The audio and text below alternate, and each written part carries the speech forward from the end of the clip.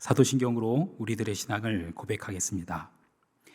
전능하사 천지를 만드신 하나님 아버지를 내가 믿사오며 그 외아들 우리 주 예수 그리스도를 믿사오니 이는 성령으로 잉태하사 동정녀 마리아에게 나시고 본디오 빌라도에게 고난을 받으사 십자가에 못 박혀 죽으시고 장사한 지 사흘 만에 죽은 자 가운데서 다시 살아나시며 하늘에 오르사 전능하신 하나님 우편에 앉아 계시다가 저리로서 산 자와 죽은 자를 심판하러 오시리라. 성령을 믿사오며 거룩한 공회와 성도가 서로 교통하는 것과 죄를 사하여 주시는 것과 몸이 다시 사는 것과 영원히 사는 것을 믿사옵나이다. 아멘.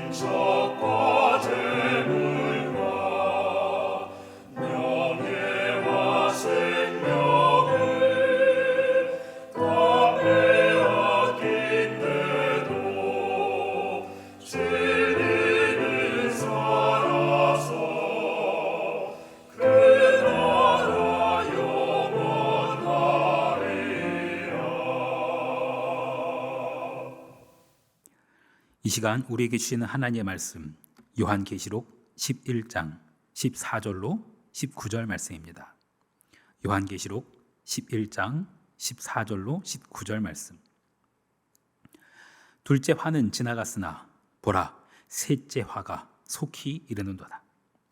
일곱째 천사가 나팔을 불매 하늘에 큰 음성들이 나서 이르되 세상 나라가 우리 주와 그의 그리스도의 나라가 되어 그가 세세토록 왕노릇 하시리로다 하니 하나님 앞에서 자기 보좌에 앉아있던 24장로가 엎드려 얼굴을 땅에 대고 하나님께 경배하며 이르되 감사하옵나니 옛적에도 계셨고 지금도 계신 주 하나님 곧 전능하시기여 친히 큰 권능을 잡으시고 왕노릇 하시도다.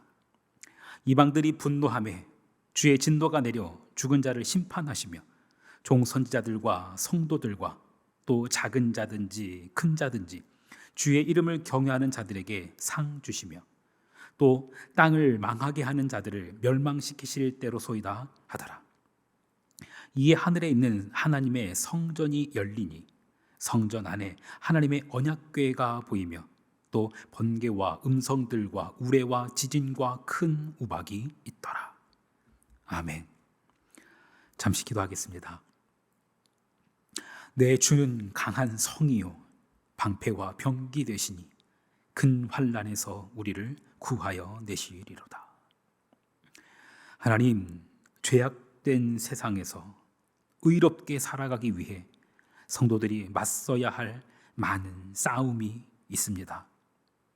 어떻게 싸워 이겨야 할지도 모르겠고 무엇으로 싸워야 할지도 모를 때가 참 많습니다. 나의 지혜와 나의 힘으로 결코 이길 수 없기에 그때마다 주님을 고백합니다. 내 주는 강한 성이요 방패와 병기 되시니 큰 환난에서 우리를 구하여 내실 줄 믿습니다. 하나님, 오늘도 그렇게 예수의 이름으로 승리하는 삶 되게 하여 주옵소서. 선하신 예수 그리스도의 이름으로 기도합니다. 아멘. 네, 오늘 우리가 읽은 요한계시록 11장은 위치상으로 전체 22장으로 구성된 이 요한계시록의 딱 정중앙에 자리 잡고 있는 본문입니다. 어떻게 보면 제일 중심이 되는 말씀이라고도 할 수 있죠. 바로 이곳에 등장하는 장면은 7번째 나팔을 불 때의 장면입니다. 성경은 그 순간을 이렇게 묘사합니다. 요한계시록 11장 15절 말씀. 7째 천사가 나팔을 불매 하늘에 큰 음성들이 나서 이르되 세상 나라가 우리 주와 그의 그리스도의 나라가 되어 그가 세세토록 왕노릇 하시리로다 하니. 네, 세상 나라가 하나님의 나라가 된다라고 합니다. 하나님의 뜻이 하늘에서 이루어진 것처럼 땅에서도 이루어질 것이라는 그 말씀이 성취된 거예요. 어떻습니까? 그 하나님의 나라. 요한계시록은 그 시작부터 그 나라에 대한, 하나님의 나라에 대한 이야기로 시작을 했었습니다. 한번 기억해 볼까요? 요한계시록 1장 6절. 그의 아버지 하나님을 위하여 우리를 나라와 제사장으로 삼으신 그에게 영광과 능력이 세세토록 있기를 원하노라. 아멘. 요한계시록 1장 9절. 나 요한은 너희 형제요 예수의 환난과 나라와 참음에 동참하는 자라.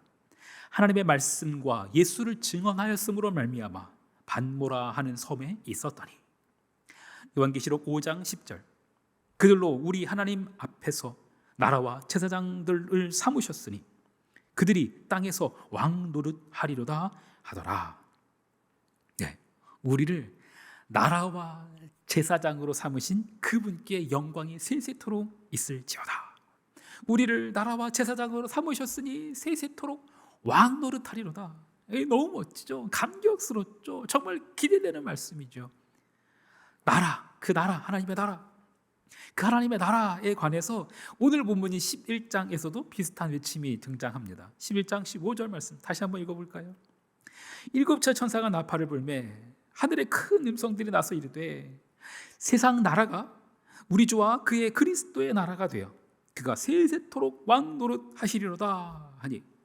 네, 세상 나라가 우리 주와 그의 그리스도의 나라가 된대요. 그가 세세토록 왕 노릇 하시리로다. 이 하나님 나라가 된다라는 거예요. 뜻이 하늘에서 이루어진 것처럼 땅에서도 이루어진다는 이 말씀. 그리스도께서 세세토록 왕 노릇하실 거라는 말씀. 그런데 어떻게 그게 이루어질까요? 어떻게 하면 이런 모습이 이루어질까요?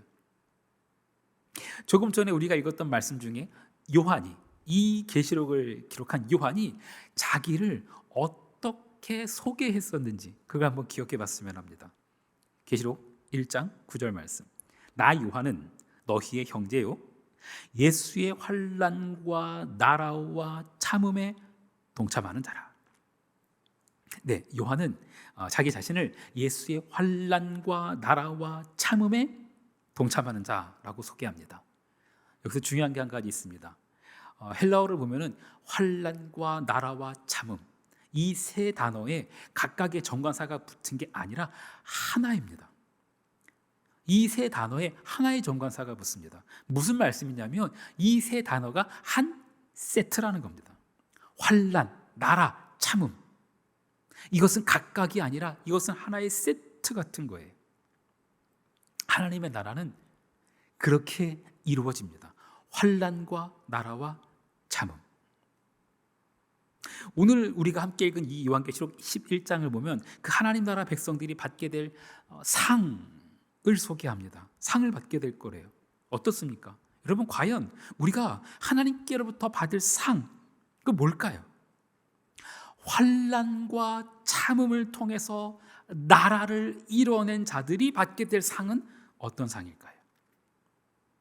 계시록에 보면은 막 무시무시한 재앙, 그리고 두려움, 심판, 이런 이야기가 곳곳에 등장합니다.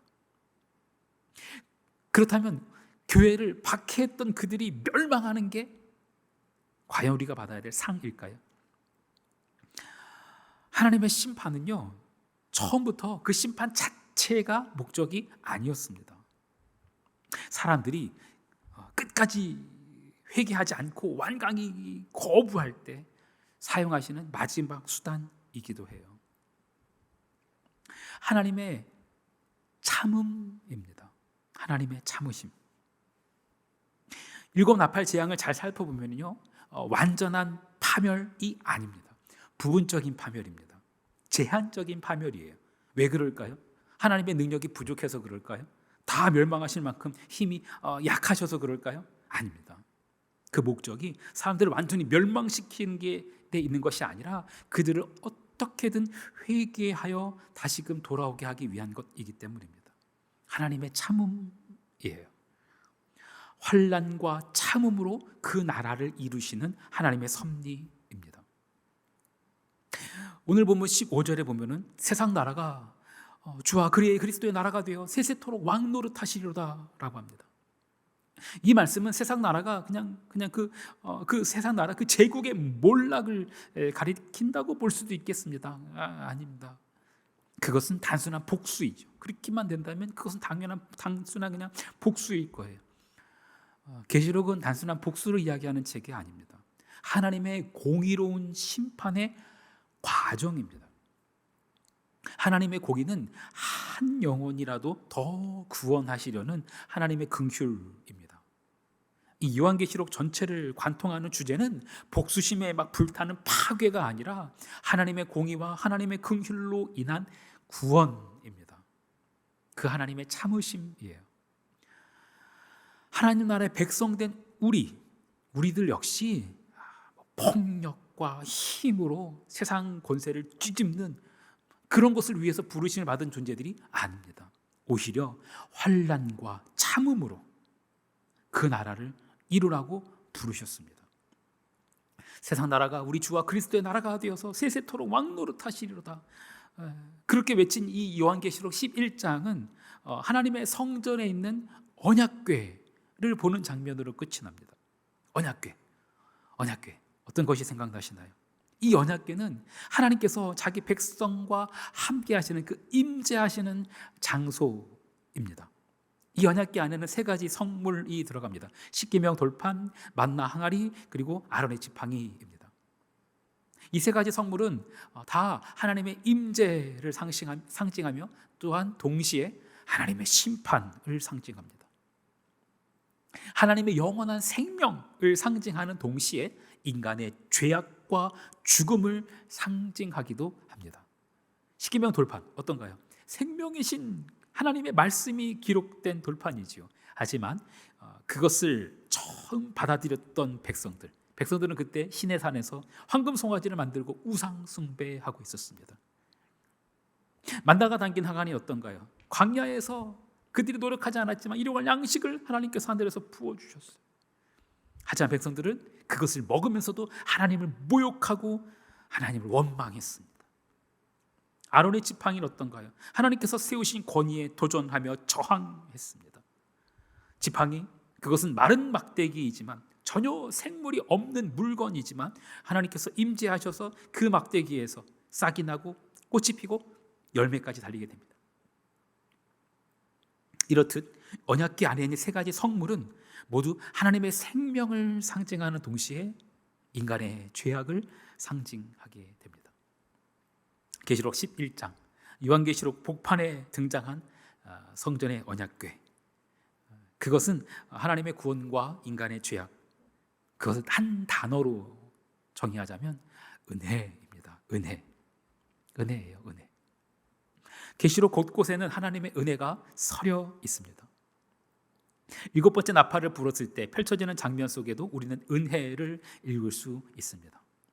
하지만 은혜를 오해해서는 안 됩니다. 그냥 무턱대고 다 용서해주고 다 용납해주는 것, 그것은 성경이 말하는 은혜가 아닙니다. 성소의 그 언약궤는 늘 휘장으로 가려져 있었습니다. 아무도 들어갈 수도 없었고 볼 수도 없었습니다. 그런데 그 성소 휘장이 어떻게 열렸죠? 예수 그리스도의 십자가 사건으로 인해서 위에서 아래로 찢어졌고 그 십자가의 보혈의 공로로 인하여서 우리가 그 은혜의 자리에 담대히 나아갈 수 있게 되었습니다. 성경은 우리에게 이렇게 말합니다. 히브리서 10장 19절과 20절. 그러므로 형제들아, 우리가 예수의 피를 힘입어 성소에 들어갈 담력을 얻었나니 그 길은 우리를 위하여 휘장 가운데로 열어놓으신 새로운 살 길이요 휘장은 곧 그의 육체니라. 세상 나라가 하나님의 나라가 되는 것, 예수님은 그 로마 제국에 의해서 십자가에서 죽으셨습니다. 하지만 오히려 그 십자가로 인하여 하나님 나라를 세우셨습니다. 우리 또한 십자가로 인하여 성소에 들어갈 수 있게 되었으며 그 십자가로 인하여 하나님 나라를 누릴 수 있게 되었습니다. 이 계시록을 기록한 요한, 그 요한이 자신을 어떻게 소개했는지 다시 한번 기억해 봤으면 합니다. 요한계시록 1장 9절. 나 요한은 너희의 형제요 예수의 환난과 나라와 참음에 동참하는 자라. 사랑하는 성도 여러분, 환난과 나라와 참음, 그것은 하나입니다. 하나님 나라를 이루기 위해서 예수께서 십자가를 통과하셨듯이 우리는 우리에게 주어진 그 십자가를 지고 예수님을 따라야 합니다. 환난과 참음으로 그 나라를 세워가야 합니다. 생명을 내어놓으심으로 모든 것을 얻으신 그 예수님처럼 우리도 우리에게 주어진 삶의 현장에서 그 영적 전쟁에서 우리의 생명을 내어놓아야 합니다. 그리하여 예수의 부활에 동참하고 예수의 나라에 동참하는 거룩한 백성 되기를 간절히 축원합니다. 주기도문 하시겠습니다. 하늘에 계신 우리 아버지여, 이름이 거룩히 여김을 받으시오며 나라가 임하시오며 뜻이 하늘에서 이루어진 것 같이 땅에서도 이루어지이다. 오늘 우리에게 일용할 양식을 주시옵고 우리가 우리에게 죄 지은 자를 사하여 준 것 같이 우리 죄를 사하여 주시옵고 우리를 시험에 들게 하지 마시옵고 다만 악에서 구하시옵소서. 나라와 권세와 영광이 아버지께 영원히 있사옵나이다. 아멘.